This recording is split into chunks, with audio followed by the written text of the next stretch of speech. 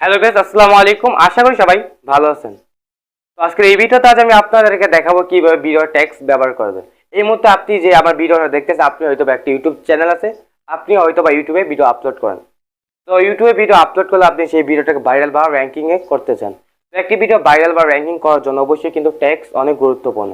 আর আমি কিভাবে video text ব্যবহার করি এবং সেই টেক্সটগুলো কোথা থেকে পাই, তো আজকে এই ভিডিওতে আজ আমি আপনাদেরকে দেখাবো আমি কিভাবে টেক্সট ব্যবহার করি বা টেক্সট কোথা থেকে পাই। তো পুরো ভিডিও থাকছে আমি মোহাম্মদ সাব্বির হাসান, আর আপনারা দেখছেন হাসান টেকলাইন।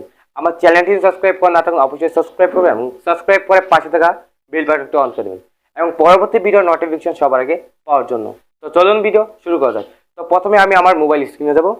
মোবাইল স্ক্রিনে আসার পর আপনি আপনার পছন্দের ব্রাউজারটি ওপেন করবেন। মোবাইল স্ক্রিনে আসার পর এখান থেকে আপনি আপনার পছন্দের ব্রাউজারটি ওপেন করবেন। আমি এখান থেকে ক্রোম ব্রাউজারটি ওপেন করব। এখানে সার্চ বারে যাব। সার্চ বারে গিয়ে আপনি লিখবেন র্যাপিড টেক্সট।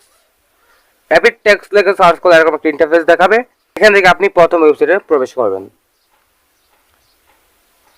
প্রথম ওয়েবসাইটে আসার পর এরকম একটা ইন্টারফেস এখানে দেখাবে।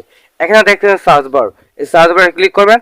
এখানে আপনি আপনার ভিডিওর টাইটেলটা লিখবেন, লিখে এখানে সার্চ করবেন।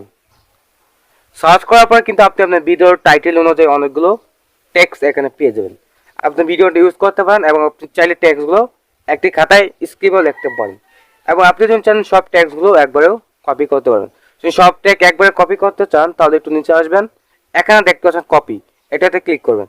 তাহলে কিন্তু আপনার সব টেক্সটগুলো কপি হয়ে যাবে। আপনি চাইলে কিন্তু এখান থেকে বাংলা টেক্সটগুলো সংগ্রহ করতে পারেন এবং ইংলিশও পারেন। তো আমাদের টেক্সটগুলো কপি হওয়ার পর আমরা এখান থেকে বের হয়ে যাবো। এখন আমরা ভিডিও টেক্সট অপশন আমাদের টেক্সটগুলো বসাবো। টেক্সট অপশন আছে এবং সব টেক্সটগুলো এখানে পেস্ট করে দেবেন। এখানে টিক মার্ক। এখন দেখতে পাচ্ছেন সব টেক্সটগুলো এখানে পেস্ট হয়ে গেছে। আপনি চাইলে এইভাবেই কিন্তু টেক্সট ভিডিওতে ইউজ করতে পারেন।